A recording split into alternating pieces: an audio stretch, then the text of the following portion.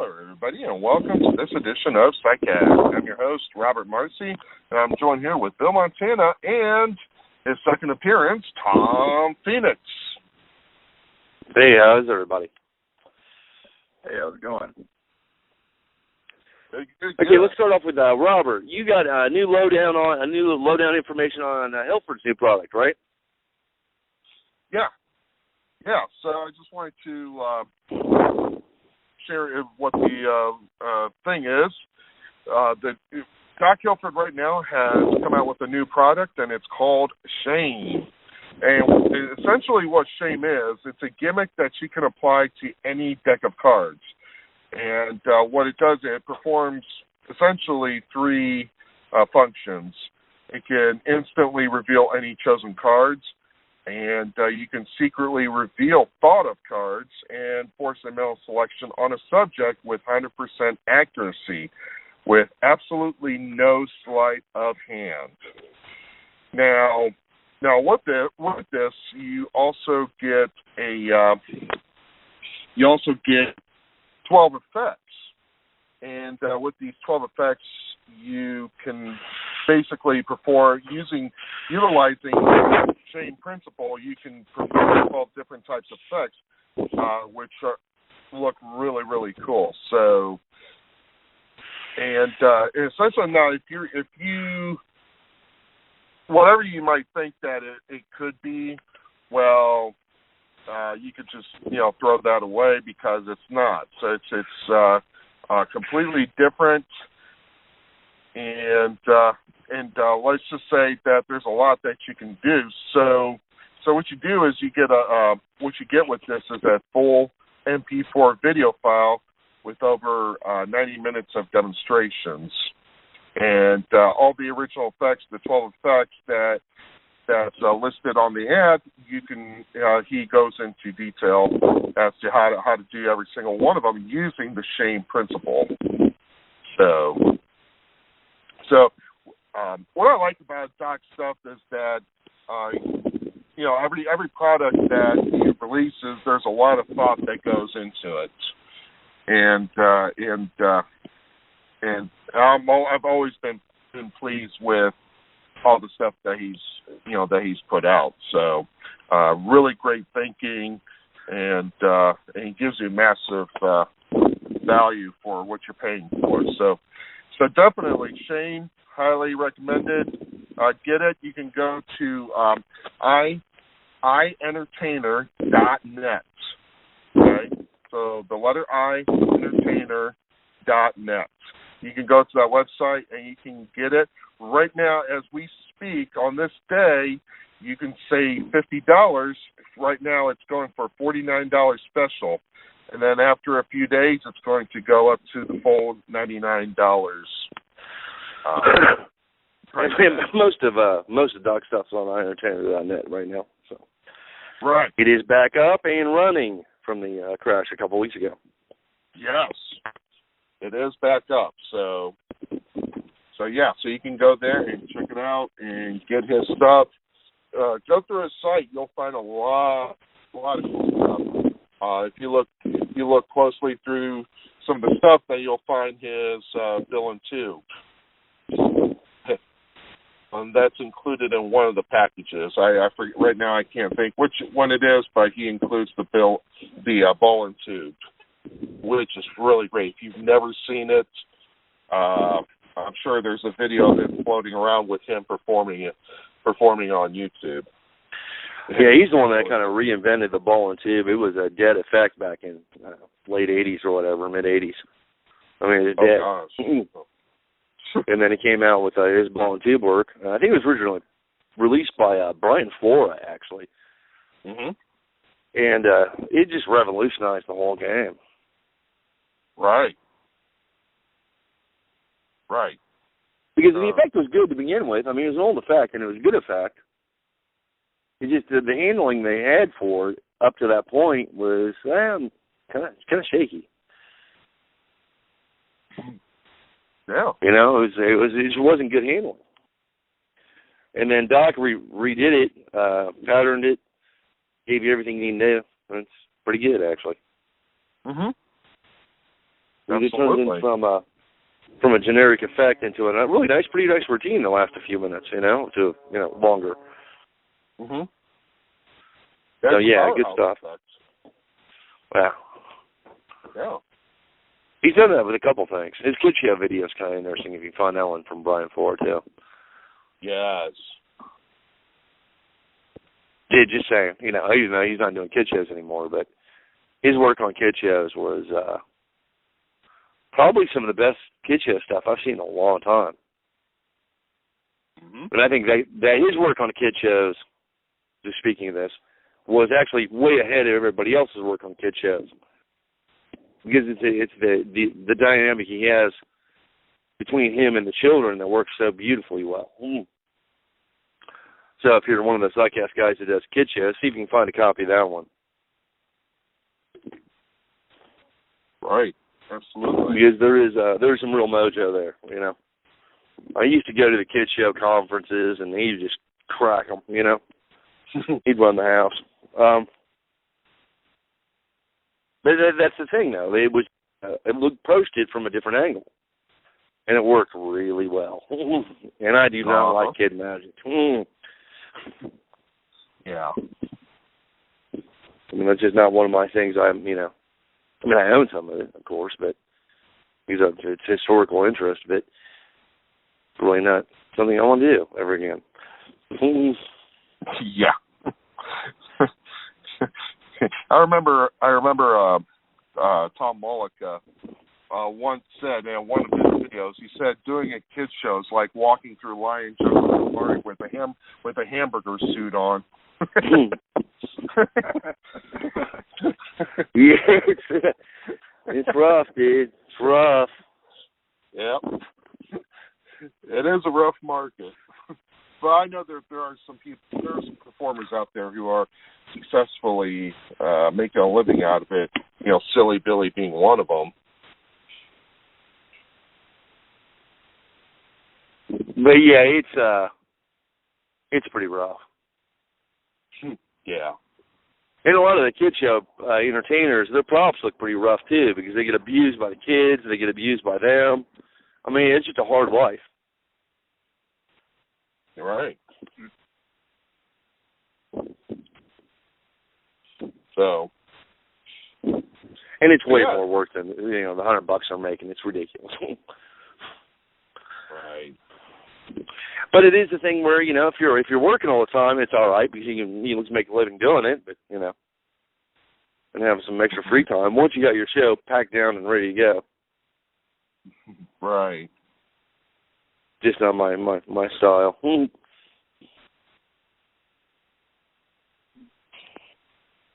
So what else we got? That is it. I mean, I'm on my side, so there's nothing else that really caught my eye or anything that's worthy of attention.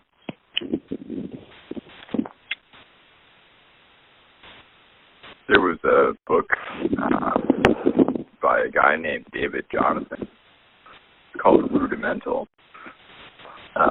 It's more, I don't know what the proper term for it is, but it's like card magic with mental flair. Yeah. Constituted mental magic.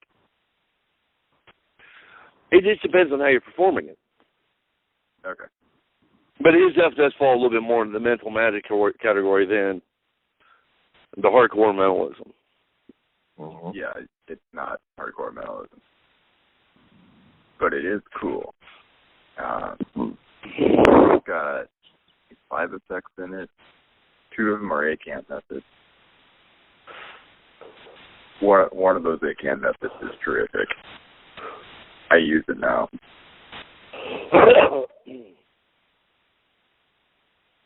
And the others they're all right. They're not quite for my style. One of them is... Do you know where somebody could get that at? Is that Penguin or is that... Yeah, it's on Penguin. It's called Rudimental. By David Donovan. Yeah, David Jonathan. Okay.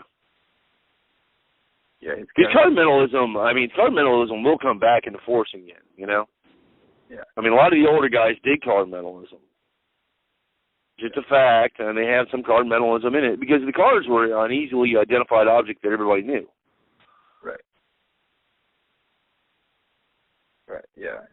I really like the A-cans in this book because they're not presented in the typical style of, there are 54 different cards in the deck, and you could have named any one of them, and you could have named any numbers. Well, so that's the 1 in 1,200, whatever that is, 1,207, I think.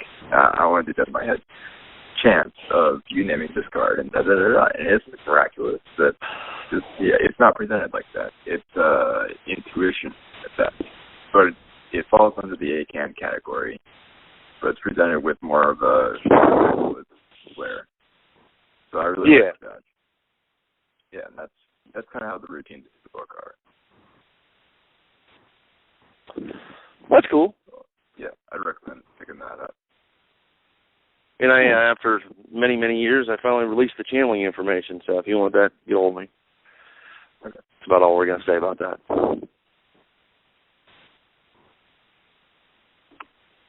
That's for the hardcore worker. So, Tom, you just put out a new book. Let's hear about it.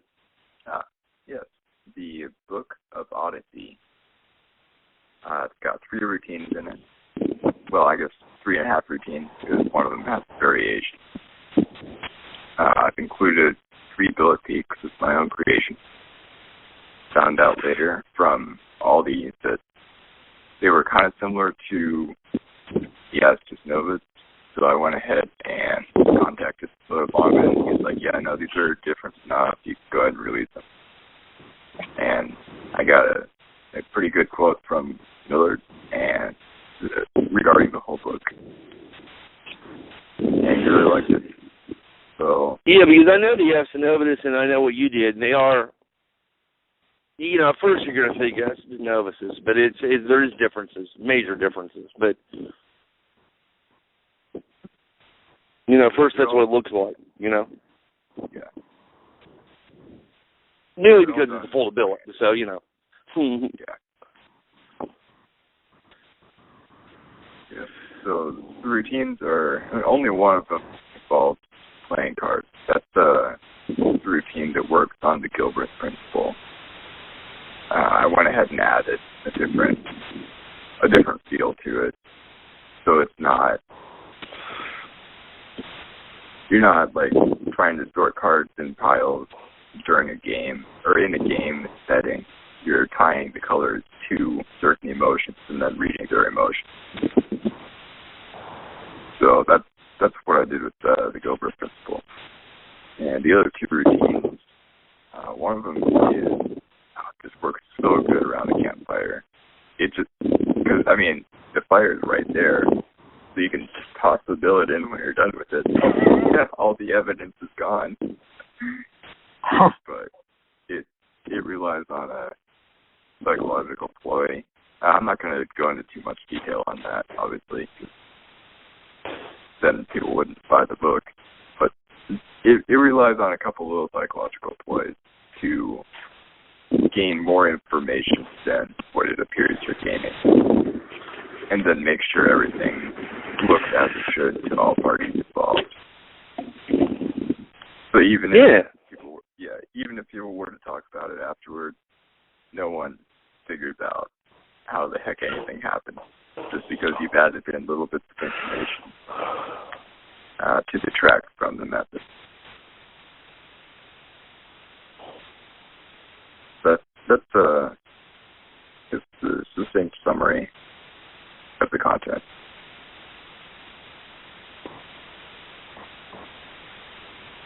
I think that's it. Go buy it. Pick it up. Shameless plug right there. I looked through it. It's on sale for this week.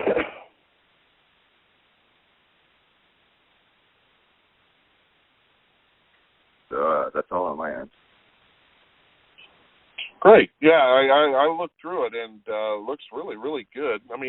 Me typically, I'm not a big billet guy, but this one, I was like, yeah, this is really, really pretty good.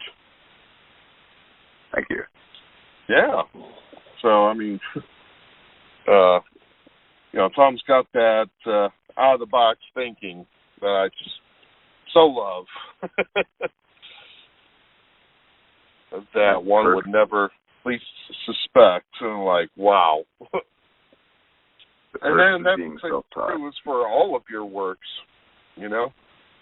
all of your works, all your books and everything. And I mean, I suggest that people do go and get his books because they are that good. Oh, thank you. Oh, you're welcome. Are you ever going to publicly release that thing you do with the tape and the card? The one you talked about in your lecture in Vegas? Oh, yeah, yes. Okay. Are you talking, okay, all right, okay. You're talking about that routine that I did at the workshop. Yeah. Huh? Yeah, that one. That one is good. I've been using it. Oh yeah, it's pretty neat, huh? Uh-huh. So just for those of you listening who don't know what Tom's talking about, I basically revealed for the first time my version of the open prediction. And this prediction, it's basically you lay a card out, what you're going to, predict that's going to show up. You hand a deck to a person. They shuffle it to their heart's content. They start dealing down until they set aside one card.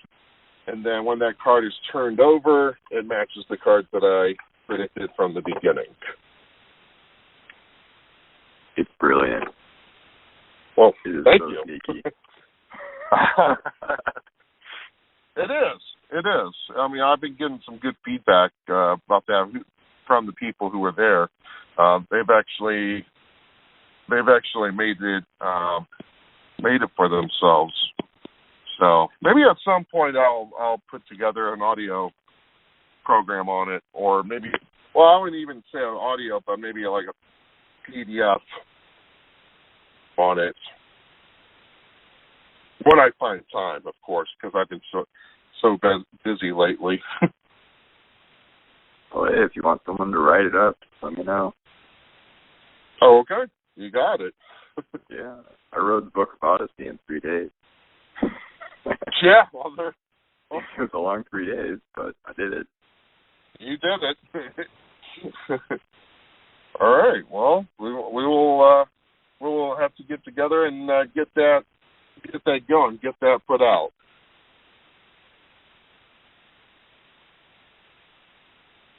So,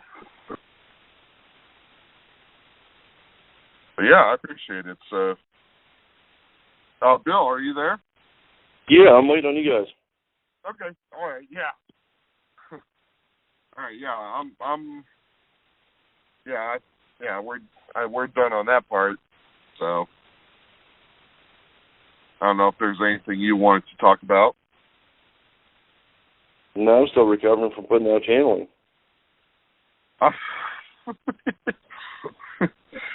Well, tell the audience what we did.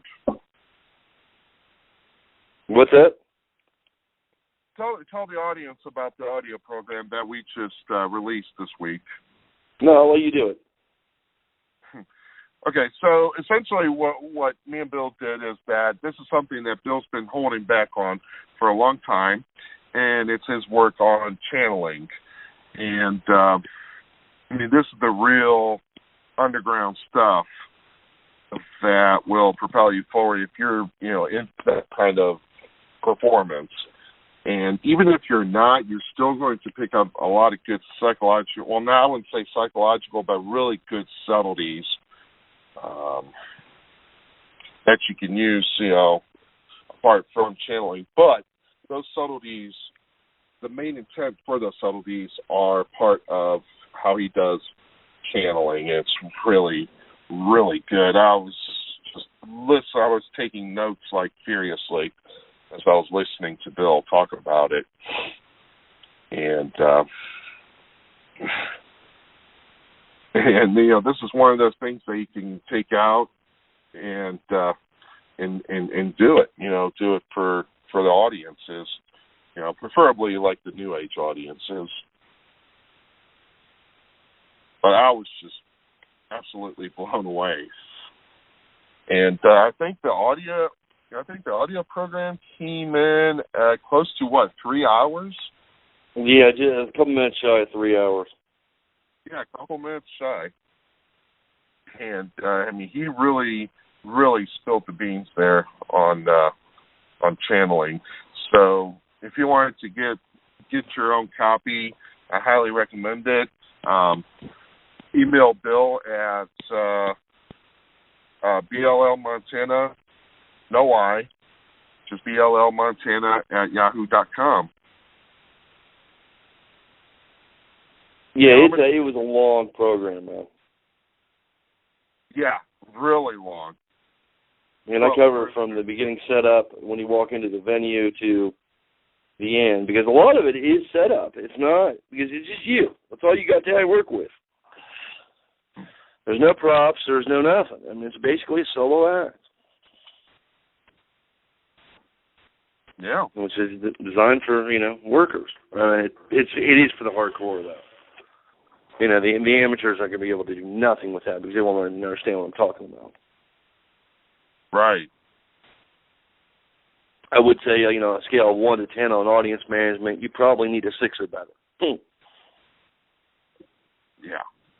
Although I did cover some of the audience management things, some of the issues you can run into and how to counteract a lot of the problems, but it's a long process. I mean, the show setup is pretty simple, and it pays well. Mm-hmm.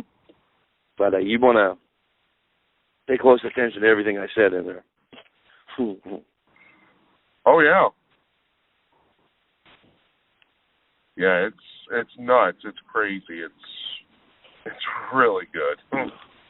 But when it starts picking up more, I mean, it's starting to come back now. But in a few years, this can be pretty popular again.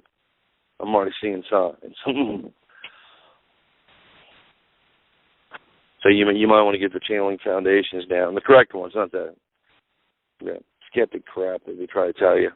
Ain't it at all. Ain't even close. Right.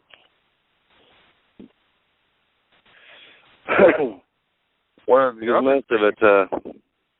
Well, I mean, there's one prop option you can use, but they'll never see it. So I'll just say that.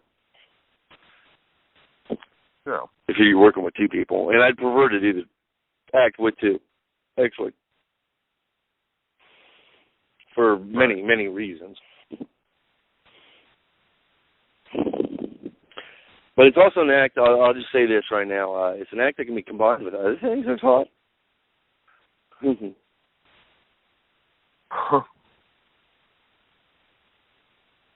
if you take the 3 programs, one's Pendulum Forcing and Past Lives is on Stevens with channeling, and one other program, you have a whole new act. Oh, yeah. As long as you take the right elements, you're good. We are going to be doing a program on that very thing. I can't say too much because I got that gig coming up in a couple of days, and I don't want anybody to hear this.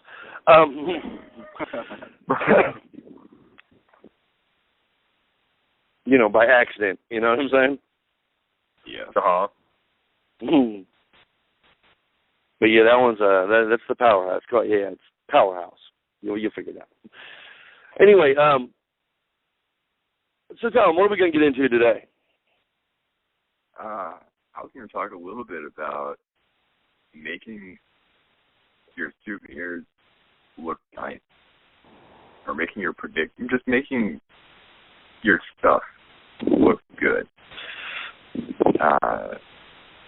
So do you mean as in props, or as in performance, or as in all the above? Props.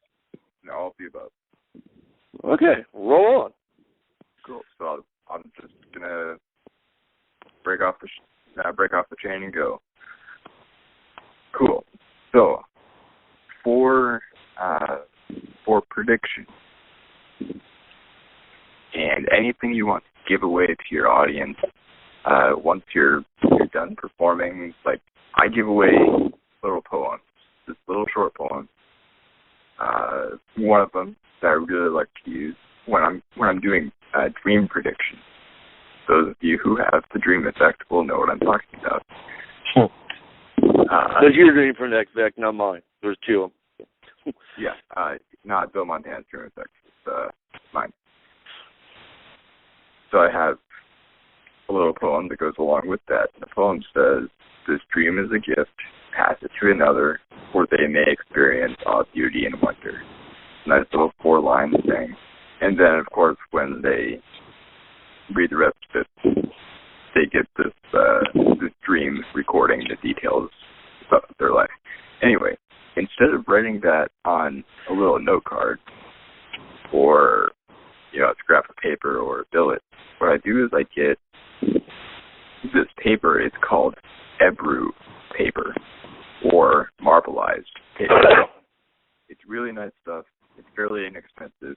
You can get like a big sheet of it, like 3 feet by 4 feet, for like $4 or $5, and then just cut it into 100 little squares, and you've got these really nice prediction papers. The paper itself is, I don't know what kind of paper it is, but it's been stained on both sides. So it's got like clouds of orange and black and gold. It just looks nice. So people aren't going to throw it away. They keep it. And that's the key thing to remember, because when people keep souvenirs you give away, they remember the details and stuff. They remember the performance. So the souvenir acts as a physical reminder of what happened.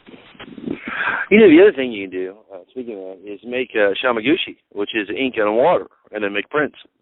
If you watch some YouTube videos, you can pretty much learn how to do that. Not real hard. You might want some y'all, but that's about it, And then make your own design paper with these like little swirling black cloud-like patterns. It's pretty cool. I do that now from time to time. When I need like custom papers and I can't find anything, worth using. That and traditional paper marbling, which is a bit more difficult than everybody thinks it is. Yeah, I did some marbling myself, and that is a messy process. Even if you have a good setup for it, it's easier to just buy the paper. Yeah, in a lot of cases it is, but, then again, I wanted to learn how to, marble papers and do shamaguchi and a few other things, so. Yeah. And I've gotten fairly good at it, but it's still, man, you can blow an image by mixing the wrong colors fast. Yeah. Blue and yellow make green. So if you don't want a green paper, don't mix blue and yellow. Yeah, when you mix the rainbow together, it makes muck. Yeah. Yeah, blue. But those are usable skills. They used to use it for making end papers for books. But the whole process is really quite fascinating. And there's one video on YouTube. Can't remember the title of it, but it's some guys over in Europe making traditional papers with combs, and this guy's really good. All right. He's pulling some really nice large-scale pieces. Yeah, and the process, just so everyone knows, in case you get the urge to do it yourself, you're going to get a tub of water. You put some kind of chemical, I don't remember what it is. Essentially what it does is it makes the water really dense. And then you put paint on top of the water so it floats. And then you put your sheet of paper on top of the paint, making sure that it doesn't disturb the surface of the water too much. And then you lift it off gingerly, and the paint sticks to the paper. Yeah, and the pulling process can get a little tricky too. You got to make sure you have a nice setup for like traditional marbling. Now, shamaguchi, the Japanese version of just ink and water, although you do want to use some kind of medium to thicken your water up slightly, and then you got to be careful on how you put your ink on the water. But it's pretty cool. Yeah. and produce a nice, subtle black and white design. Now, you write on the back of that once it's dry, you know? And then you got custom paper that you made that you can write things on and hand out or use it for predictions or whatever. Uh-huh. It's pretty groovy, actually. Yeah. But it is kind of can be kind of messy. Yeah. I learned how to make my own brushes from bamboo shoots and all that, so for the Arabic version of it anyway. But those brushes work really well for quite a few things, not just, you know, that stuff, but to like drop ink or splatter paint or whatever you want to do. Handy skill. So there's an Arabic guy that teaches how to do it. It's about a 2-hour video that, you know, worth the time to watch because a lot of what he's teaching there is stuff that's very usable. Yeah. Yeah. So that's the paper I use for predictions. Because then people keep them and they remember this is what this guy did. And he gave me this really nice paper with prediction on it.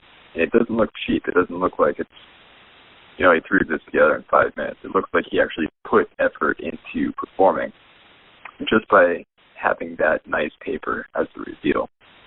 And people like that. People like that it's not like a systematic thing, something you can whip up and, you know, 10 of them in a couple minutes. This looks like something you actually put effort into. Which... Yeah, there was this, years ago, there was this art store here where you get handmade papers at. They closed about 8 years ago, which killed me. But I can go in and get, like, handmade marbling papers. I can get mulberry papers. I can get papers with inlaid flowers in them, about $10 to $12 a sheet. But that's all very usable for certain things. Yeah. You know? Yeah. And those handmade papers are great, even the blank ones, because if you learn the texture patterns, the changes, because it changes over the screen, it's already pre-marked. Uh-huh. But I haven't found out. A lot of the paper-making people and the skills are going out, so there's only a handful of guys left doing it. So if you find one, get some stock up. Yeah. Yeah, you know, you might think, you know, $5 to $20 a sheet's a lot. No, it's not. Yeah. Not even close. Yeah, you can do like 70 little squares out of one sheet, and then just distribute those throughout your performances. Yeah. It's really not that much when you think about it. Plus, you're also handling quality. Yeah. And quality does. I mean, those quality touches for giveaways really do help. Uh-huh. You know, because if you're not going to do back in the room because you don't want to sell anything, give something away, something cheap that you made or something. Make it look nice, and then, you know, use it as a giveaway. It's a great promotional item, too. Uh-huh. I mean, the primary reason we do back in the room, besides making money, is people sometimes want to take part of the show home with them. They want that souvenir. So if you deny them that, you're an idiot. Yeah. You know, memories aren't necessarily always enough. So a lot of this stuff we're going to talk about probably tonight is based on, you know, that concept, giving them something to take with them, a souvenir. And in a way, to keep the show going, even after you've left. That's a really nice thing to do. It really is. I mean, it's all part of the show extension theme, you know? Mm-hmm. And it doesn't have to last forever, but, you know, if you extend that period of time that you spent with the quality period of time that you spent with the crowd with the giveaway, you know, that adds a lot. Yep. Now, me and Robert do both giveaways and back in the room because we don't care. We'll do it all. Oh, yeah. You know, we use giveaways and back in the room. It's very effective, though, you know? Yep. Yeah. Another little thing I do is I'll put predictions inside of origami birds. So, and of course it's the same prediction every time. I always predict the Queen of Hearts because that's the most commonly named card by women. So here's what I do. Take a piece of flash paper. I draw the shape of an origami bird on it. That's prepared. And then I take, a little square of paper. I write Queen of Hearts on it, and then fold it up into a bird so the writing is on the inside. Palm the bird. I guess finger palm it would be the correct word for it. And then, pretend to draw a bird on the flash paper and give that to a woman as a gift at the end of my performance. And make a little joke about, and here is a gift for you from a professional artist named Tom Phoenix. And of course it's drawn with pen, and pen bleeds on flash paper, so it looks pretty bad. And so the usual reaction is, she'll take it and it's like, oh, thanks, I guess. And then at which point you take it back and say, actually, you know what, you don't look particularly pleased, so I'm just going to burn it. And of course you light it on fire and then produce the actual origami bird. And at that point, you're going to get a round of applause because what the heck just happened. So, and by that part you can do anytime. But doing the prediction inside only really works if you're going to see that person again. Unfortunately for me, it's a pretty small town, and I see people multiple times. So this works for me. Well, you see him again, a month or two later, and then you force the Queen of Hearts on him. Or you just tell him to, imagine you have a deck of cards. I want you to go ahead and think of one card that jumps out to you. It could be any card in the deck. And at that point, you put the pause in there between one card that jumps out to you, pause.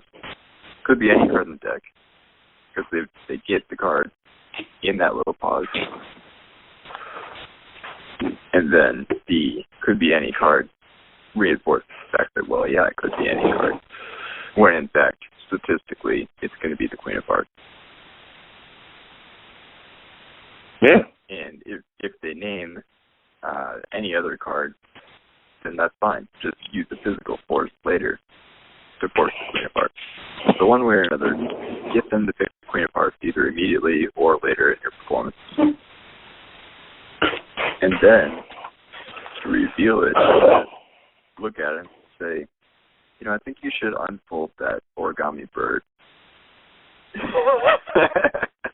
And, of course, they do it when they get home, or if they have it on them, which that happens sometimes.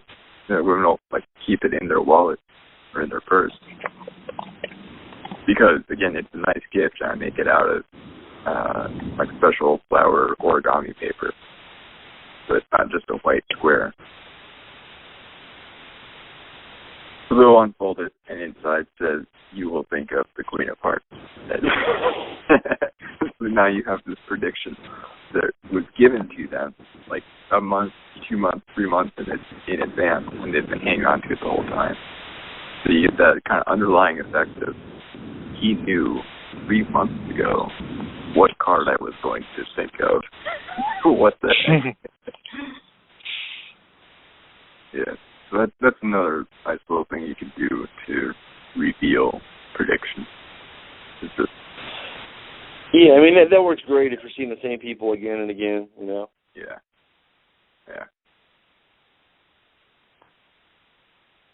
That's beautiful. Like that. Yeah, you're welcome to use it. Yeah. Just make sure you credit me every performance and contact me for TV rights. No, I'm just joking. I'm not Stan Spine. Crap, did I say that out loud? And so, what else are they going to cover? Oh, yes. In regard to bizarre stuff, and I'm guessing for most people who watch this are going to be aware of it, but I do want to mention it, just as long as we're talking about making stuff nice. Don't use a Sharpie. Here's what I do. I take a wooden number 2 pencil, and then I shave off the the yellow coating on the outside. And then I take some charcoal and I just rub it on the wood to give it kind of an aged look. So it doesn't look like a normal pencil. It fits the props, or it fits the premise. And I've got some nice boxes I use that don't look like magic boxes, but they do have little hidden platforms in them so I can switch billets and stuff. So that just comes down to making sure your stuff looks akin to whatever you're presenting. Yeah. And Bill, I know you've got some kind of, I saw a picture of it. I don't know what it does, but it's a wooden box. It's old, rustic. Looks like it doesn't quite close all the way. Anyway, that would be another good example of a prop to use. Yeah, I got boxes. Yeah, I got boxes. Because, the box, we did an entire program on just the box, but a good box, man, is irreplaceable. It's what you carry your props in. It does a lot for you guys. And a lot of what it does is really just psychological, but once you understand the dynamics of, why you want a right box, you'll quit buying half these boxes you're playing with. Uh-huh. Because, they may hold your stuff, but that's a prop case, That should be backstage. Or under the table. It doesn't need to be on the table, Yeah. Because that's a visual thing that your people are going to see. When you spend, you walk out in a $5,000 suit and wear a $1,000 pair of shoes, say your box looks like hell. Good job. Makes no sense to me at all.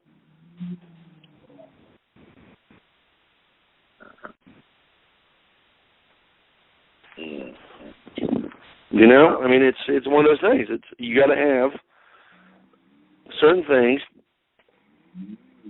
that just make your life easier, actually.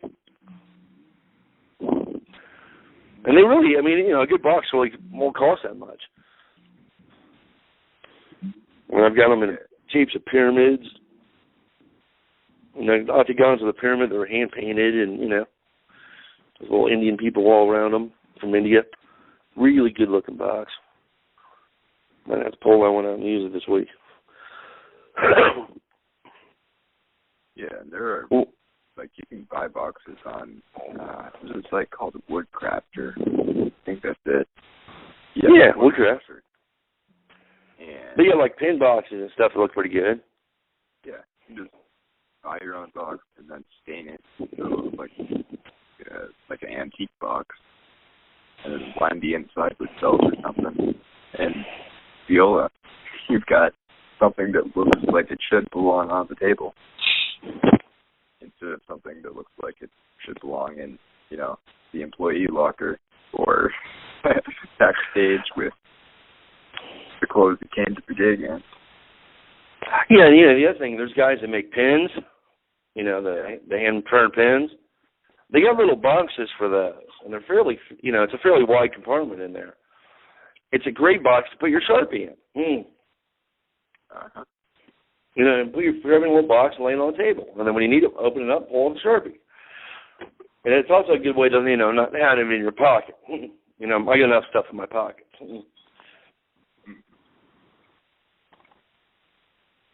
We do any given show, we got enough in our pockets, Yeah. And there has been a few pocket management systems over the years. I created a few of them myself, but they are very handy to add extra pockets inside a giant pocket, to just keep a little organization there so you're not banging stuff together. But that's another thing that helps, too, is pocket management. We might do an entire program just on that. Because I think that's something a lot of the mentalists, I don't really understand that well, Yeah. Because, they're trying to find something in their pocket and it's not where it's supposed to be. Well, that's where it usually happens. But with the little pocket organizer systems, you usually have like there's one with 4 pockets on small pockets. You know, 2 on the front, 2 on the back, so you can put 4 objects in it and then stick it in your pocket. As long as you know the orientation, you know where everything's at. And then there's usually a middle compartment to hold like a deck of cards or something. So it's all kind of contained. And if you happen to pull it out, it looks like a wallet, almost. You know, from a distance, it would look like a black wallet, a little hip wallet, change purse or something. It'd be kind of hard to tell exactly what that is from 20 feet. You know what I mean? Yeah. And it wouldn't necessarily look like it may look like, just a change pocket. And there's a few different styles of them. The old change purses are really handy too. You know, just to keep like loose change. I actually carry a couple of them just to keep my change. Because I hate rattling change, you know. Yeah.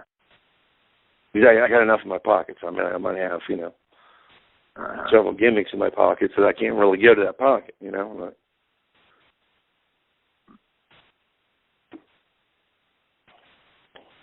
yeah. Or I might have a set of casting chips in there or something, and I just want, that's the only thing that's in that pocket for when I need it. Yep.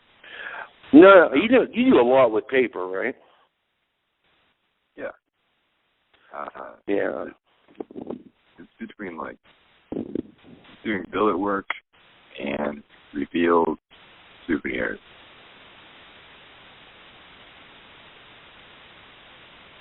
Yeah, but I mean, you made a hot and cold book and a few other things. I mean, you do a lot with paper. Oh, right. Yeah. Just, in general, you kind of got the paper skills. Yeah, well, I mean, I've been doing origami longer than magic, so. That. Right. And I used to have problems when I was doing, like, just card magic. Like, straight card magic without a mental flare or anything. I had terrible pocket management. It was bad. I had, like, a deck in my left pants pocket, my wallet in my back pocket. I had the gimmick cards somewhere. I don't remember exactly where I put those. And then flash paper, and then those things that the flash paper turns into somewhere else. And I just never had a good system until I started cutting back on the number of gimmick cards that I need to carry around. Eventually I realized I could make a natural double backer by just putting 2 cards face to face. So that cut down on, the 3 double backers that I was carrying around. Yeah, at first everybody I think does that though. They carry around too much stuff with them that's not needed. Yeah. And then once you start getting in more and more into mentalism, you start thinking less is more. Yeah. You can take one billet piece and draw it out for 10, 15 minutes. And make it, the best thing they've ever seen. You don't need a whole deck of cards, invisible thread reel, 3 cups, sponge balls. You don't need all that to last you 15 minutes. You need a Sharpie and an index card. But it's anymore. It's getting I don't even want to carry that. I'm gonna go freeform. Yeah. I want to carry maybe a few props for visual aids, but the rest of it I can pretty much work for 4 hours without nothing. Yeah. Which is nice, because if there's times where I have to do shows and gigs where, the only thing I got is a small stage light with me. Yeah, and it's not even a nice stage light. It's a little cam light with a bulb in it. That's it. Right. And I got 3X right now just with that.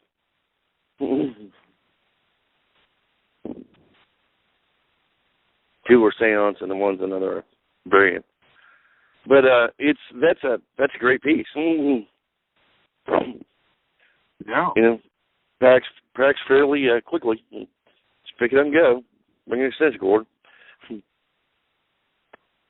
case the power's not where I need it. But it's usually pretty close to where I need it, so I don't have to worry about too much of it. But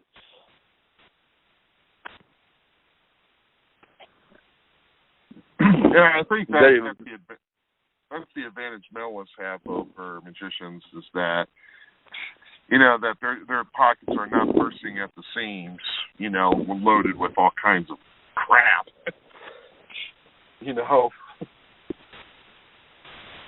Yeah, we get any more crap than like a full briefcase, and we get kind of pissy. Yeah, exactly. And that's a lot for most mentalists, I mean, we'd rather carry a back of the room sales thing, and that makes us money. Back of the room case, and nothing. Yeah, no, everything that I need to perform fits inside of my switching box. And I've got an hour show right there. Yeah, I got a few things I carry in one pocket, and that's it. I mean, that's a few relics and a few other, trinkets or little cases that fit in my pocket, and I'm done. I'm ready to go. God, it makes packing so much easier. Yeah. I'm doing a gig on 6, and I'm bringing a Nerve phone and some EMA screens and a few other things, but it's only one, little horn case. It was like an old trumpet case I tore apart and remodified, and everything will fit in that. One case. Yeah.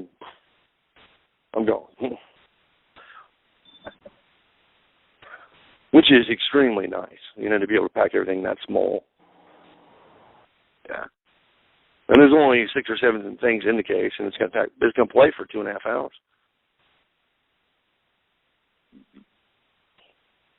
Do y'all remember that the witch hand routine that I talked about at the lecture? I told you I'd never done it, but it works in theory. Yeah. Mhm. Okay. I figured out the problem I was having. So I'm going to go ahead and teach more or less how it's done. So the witch hand game, obviously somebody puts something into, and this is, you two know what I'm talking about, but for the viewers, listeners at home, someone puts something into their hand, puts their hands behind their back, and try to guess which hand it's in.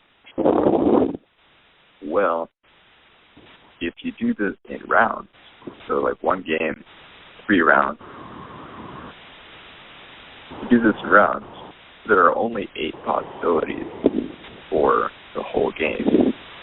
So like the first round, they could put it in their right hand. Second round, they put it in their left hand. Third round, they put it in their right hand. So that's one outcome.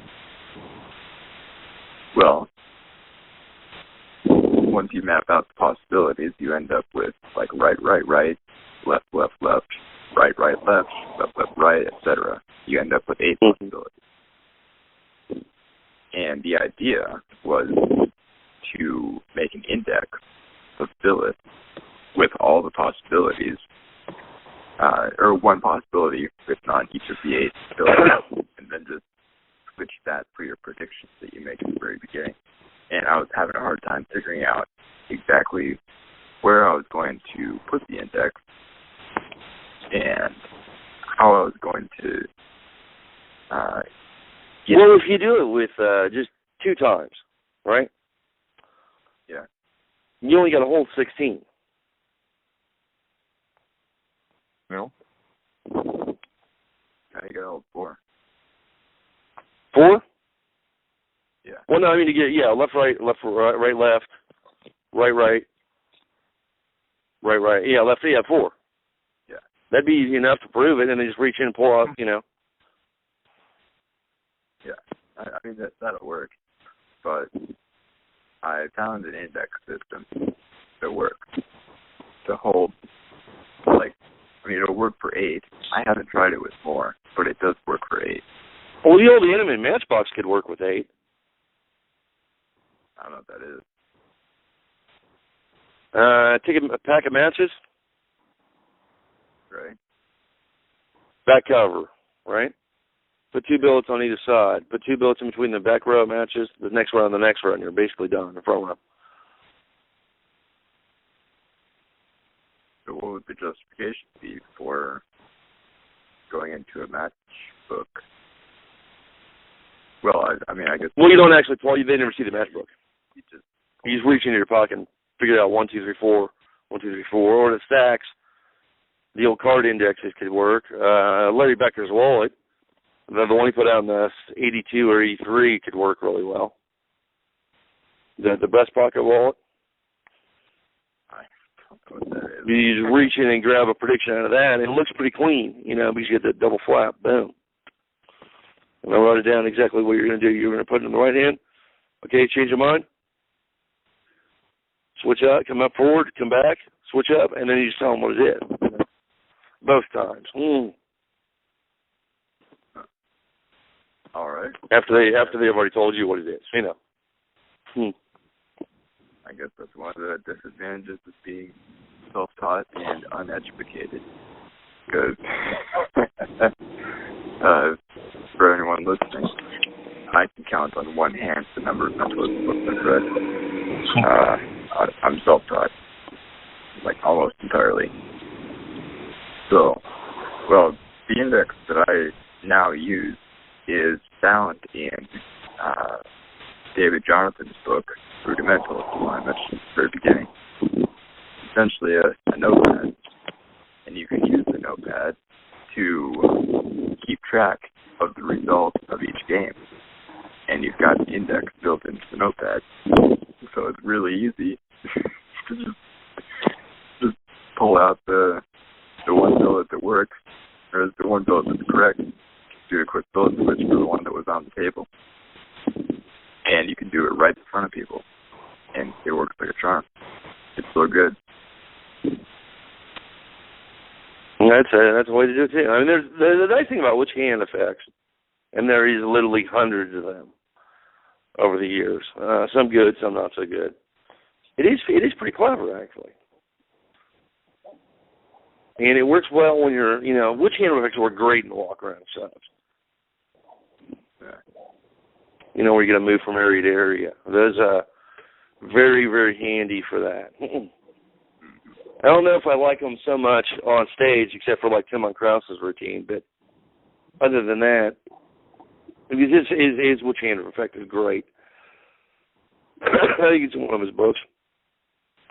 But, those type of effects that you can move and do anywhere are great, but you're not restricted to venue conditions. Right. Because a lot of stuff that the mentalist does, we are somewhat restricted to venue conditions. Yeah. If you're working surrounded or not working surrounded, there is some very strange stuff.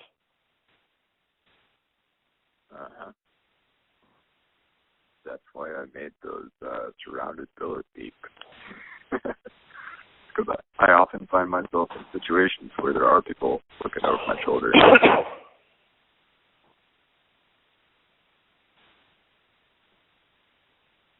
Yeah, exactly. I mean, and I think there's a new generation. I'm seeing some signs in the marketplace. There's a lot more gimmick stuff coming out, and there's a lot more people looking for stuff that is not gimmicked.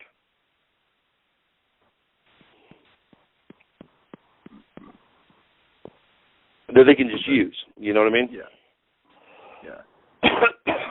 The non-gimmick part comes from being overly worried or reasonably worried. I guess it would depend on your audience.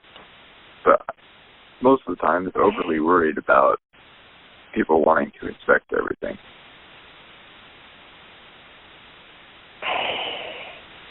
So obviously, Go ahead. I've always had the philosophy and the gimmicks out. They don't know what they are. Yeah.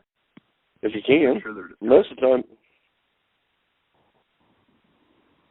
they're not going to know. Yeah. Nobody knows if they see both sides of a double backer, unless you hold up the double backer and show what it is.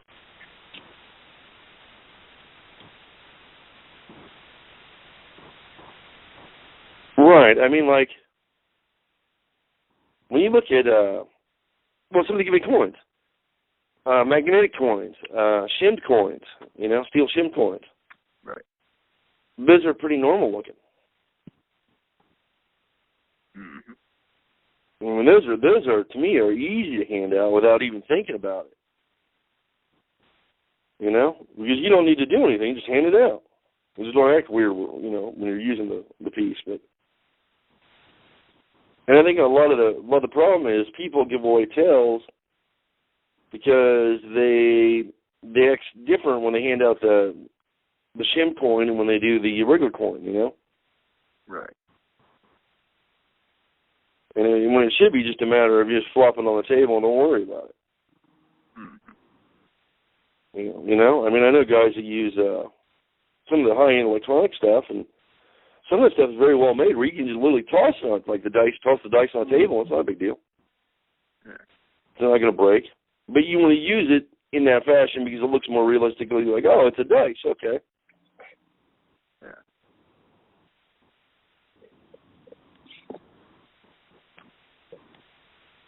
Or, you know, there's a big honking window in something, you know, just toss it on the table, you know, face down. Don't worry about it. Yeah.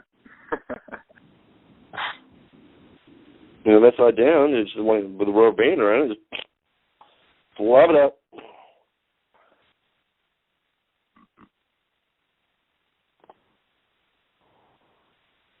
Yeah, when I do, you two have read the Book of Wonders, right? From? Okay. Yeah, and one of the From who? Yours or? Yeah, yours truly. Okay, yeah, just want to make sure. Okay. Yeah, no, not the Books of Wonder by Tommy Wonder. I'm talking about the Book of Wonders.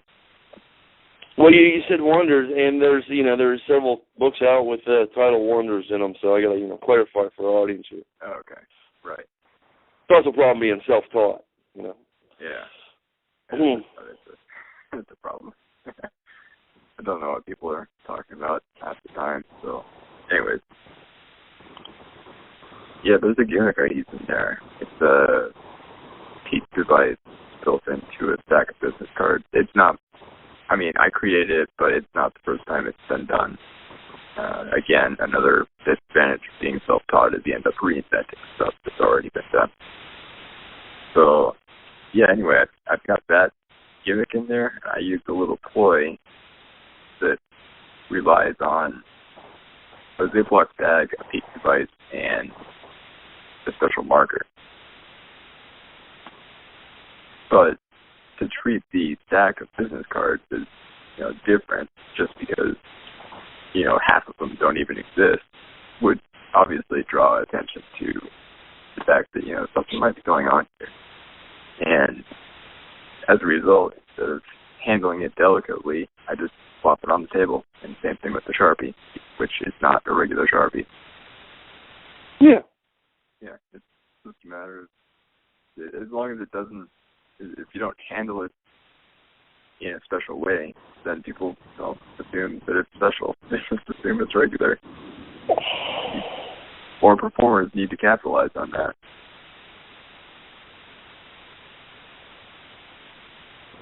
Yeah, absolutely. Because the problem is, when the handle starts handling stuff like it's, extremely valuable or something, it's where it gets all weird. Yeah. If they would just treat it fairly normally, you would have never known it's a gimmick. Yeah. I mean, even as a mentalist, when I see people handling certain props very normally, even though if I think they're using it, I think it is a gimmick prop or something. I'm not 100% sure because of the way they handled it. Yeah.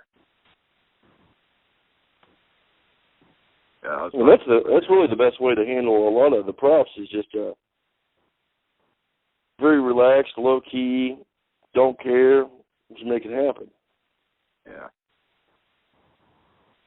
Because the more emphasis you put on stuff, that you get heat on it.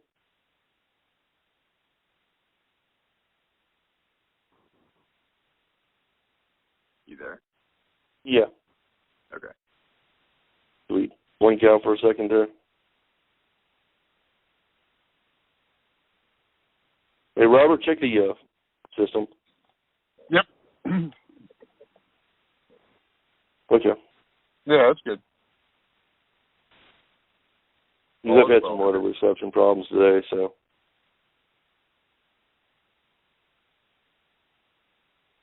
Not a big deal.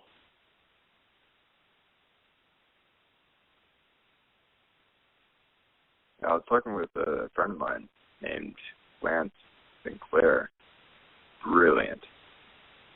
He was, he fried me like 5 times in a row doing something that was, he was doing a billet switch, but it was so clean and without any of the, he was using a much different technique than how billet switches are normally done. Usually one of them is finger palm, and then you do a little kind of a toss, and it drops with one of them to switch which one is in view at a certain time. He wasn't doing that. I'm not going to expose how he was doing it, but just the way he was handling what appeared to be a single billet was so clean, so geniusly clever that I thought it was one billet the whole time, and it turns out he had like 4 and he was switching them out. Absolutely brilliant. But yeah, just that handling stuff as you should can go a really, really long way. Yeah, and a lot of that is a lot harder than it looks, though, Yeah. Because first you need to determine, how should a normal object be handled? It's almost in a way something like, what came out of pantomime. Or miming, you know what I mean? Yeah. And that's kind of the way you gotta kind of look at it at times.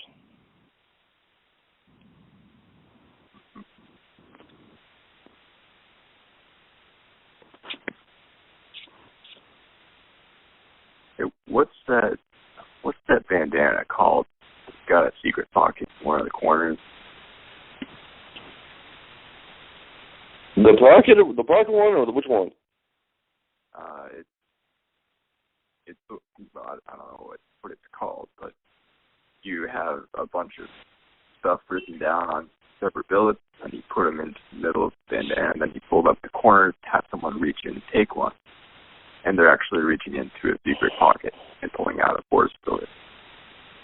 What's that thing called? Ooh. You showed it at your lecture. The blue showed it, Robert or I? What? Which one of us showed it? Pretty sure it was you.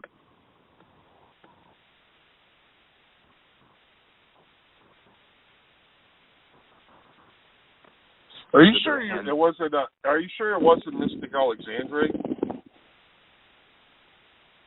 Actually, yeah, it might have been Mystic Alexandre. Yeah, because I do remember him showing something with a handkerchief. Okay. Yeah, it was Alex. It might have been Alex, because Aldi caught the non-effect on the pendulum thing, and then Alex came up and taught. Yeah, it was Alex. Okay. That's why I was like, which handkerchief? Did I have a handkerchief? I didn't even remember having a handkerchief.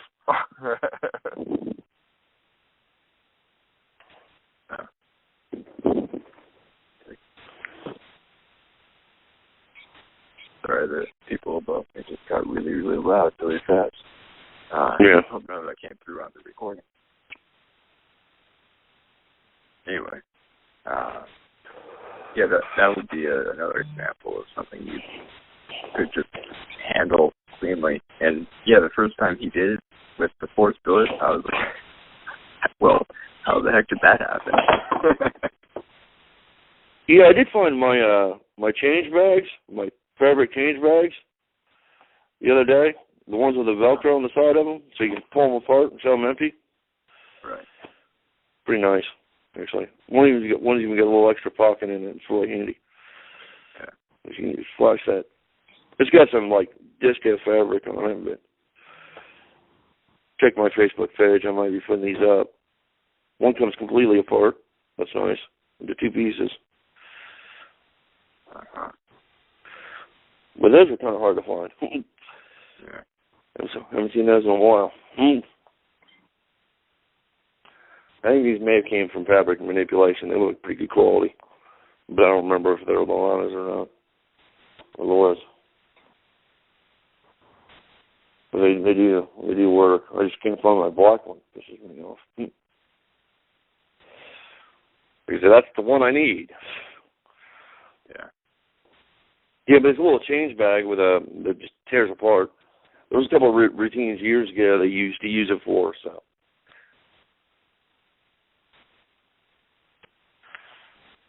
Yeah. So what else we got for them today?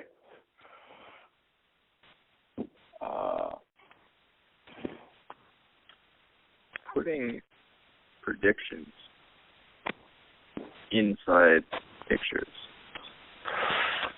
This is something I do, and I think that's why I kind of stand out. No offense to everyone else. It's a little. Okay, I'll say it like this. I suck at painting and doing anything with color. However, just a few weeks ago, I decided, I'm going to pick up spray painting. And it turns out I actually got pretty good at it, despite my history of being god-awful at, crayons or watercolors or colored pencils or anything else solvent color. So from spray painting, I decided, I'm going to try pastels, which I'm aware is pretty much the same thing as a crayon.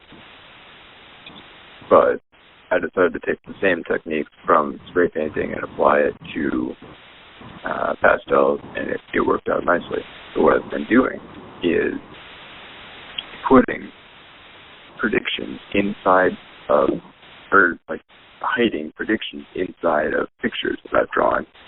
Like here I have a sunset, and the sun is a clock face. So now I can force time using a watch force and make the prediction inside of this nice picture. So that's just something I've been playing with, and everyone else is welcome to use it if you want.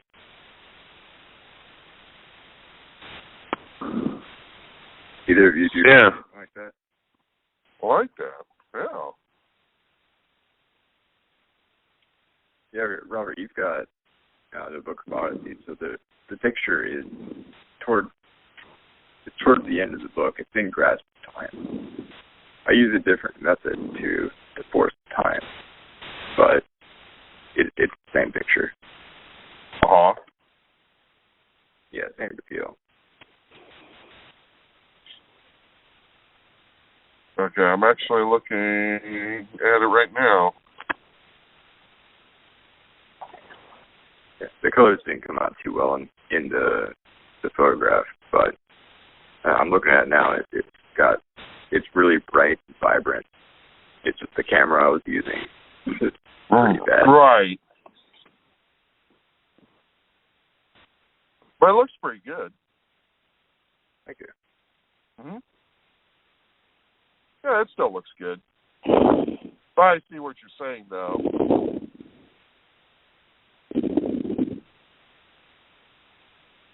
Yeah, but that's just a little creative touch you can add to make your predictions more interesting. So instead of having just a number written on a sheet of paper, you could have the number on a string sign and have the mean of a neighborhood. Make sense? Uh-huh. Yes. Yeah. Okay.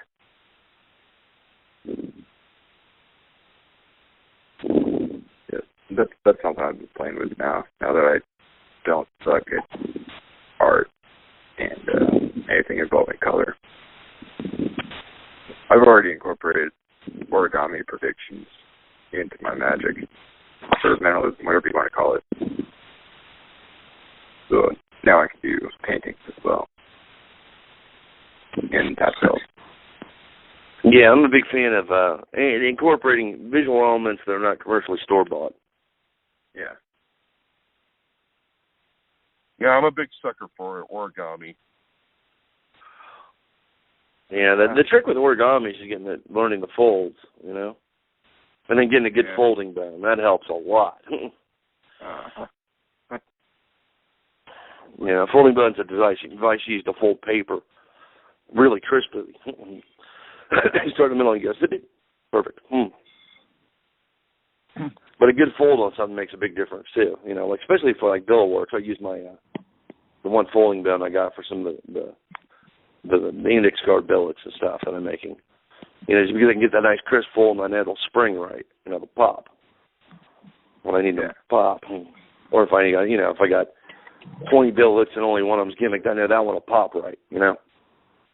Yeah. It's pretty easy to tell a perfectly boned line from a generally folded line. So you can see that kind of at a distance. It was just kind of nice at times. There was actually a really cool origami prediction piece that was put out by Mark Oberon, and it was called Way Out 12. And essentially what it is, it's like you have like 12 different predictions in a single sheet of paper. And I remember seeing some people use that. Yeah, and when I first saw it, I'm like, wow, that looks really, really cool. And thing is, it is thick, but when you do it on stage, it looks like a sheet of paper. And one of the big things that you can do with it is that you point to a random person in the crowd, and then you have them call out their zodiac sign, and then whatever they call out, you say, I had this predicted ahead of time, and you pull it out and you pull it to the sign, and then boom, there it is. But there's other applications that you can do to predict, different things.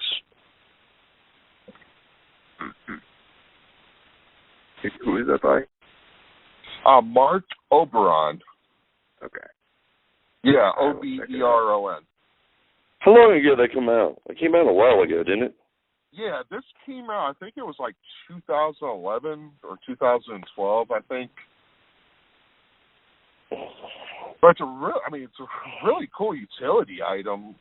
Definitely. So if you really need those multiple outs and everything, and like apparently, on a sheet of paper, you can't go wrong with that. Yeah, some of that stuff that's come out is actually pretty good. If you got a need for something like a multiple prediction type thing, that's very handy. Oh, absolutely. On stage it looks really good. I think he did come out with a newer version, but I don't remember.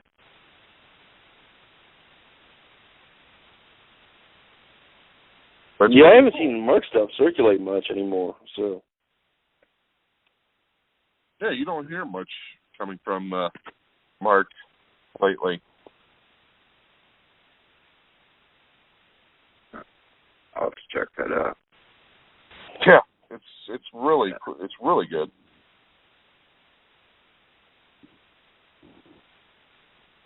Yeah, I don't know. I haven't seen anything from Mark in a while. Mhm. I haven't even seen a post from Mark. I don't even think I've seen a post from Mark in a while. So I'm not 100% sure what's going on there.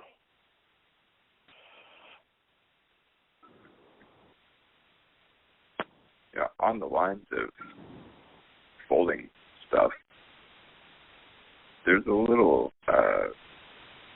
not really a ploy, but something I do for a Halloween routine. Anyone listening to this who has or who is a member of the Cypress, I don't know if it's an organization per se, but it's a branch off of some society in the UK. Anyway, they put out I think it's a quarterly publication. I wrote an article in Volume 3, so Issue 1, Volume 3. And one of the little methods of the presentation was to force a slip of paper. So all the slips have been crumbled and then uncrumbled and mixed up by the participants. Well, I mean, they start crumbled, but they've been mixed up by the participants and then laid out on the table. And then I figure out which one is the fourth one and then equivocate down to that. So a little subtlety I came up with for marking a slip of paper is to make 2 sharp creases in the corner in the shape of an X. So that way, even though all the pieces are crumbled, the one that stands out to me is the one with an X in the corner. Whereas to everyone else, it just looks like 2 folds in an already crumbled sheet of paper. That's a really good way. Oh, really small. Yeah, that works. Yeah, it's a really good way of marking something without having to. Because you're the only one that needs to see it, really. I mean, it's. Yeah. And in a crumpled sheet of paper, you got pretty good misdirection for, a double line cross. Yep. And really, you crumple a sheet of paper and just cross the one corner again, you're done. Uh-huh. Yes, that works extremely well. Yeah. How long have we been going, Robert? We're going about an hour and 30. That's pretty good.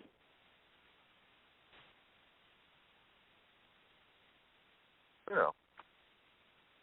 So, is there anything? So we got anything else? We're going to wrap it up.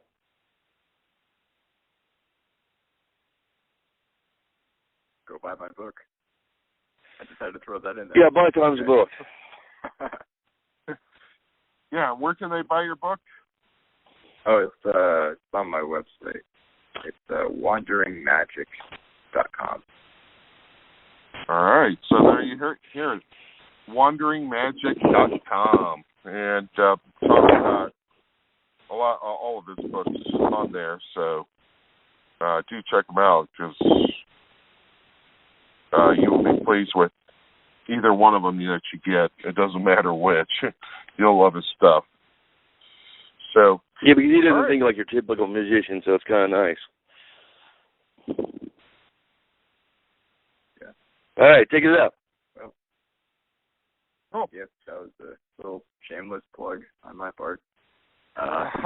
Also, yeah, go if you like the any card, any number plot, go pick up Rudimental by David Jonathan, because his effect or method called Reflections, if someone were to perform that on me before I knew the method, I wouldn't even know where to start. It's that good. really? Yeah, it's great. I mean, there is a little something you'll need, or 2 little somethings. One of them nobody knows about. The other one is entirely justified and fits the presentation. So, right. Yeah, if someone were to perform that on me, I would classify it as real magic, because I would know how on earth that happened. And what is it called again?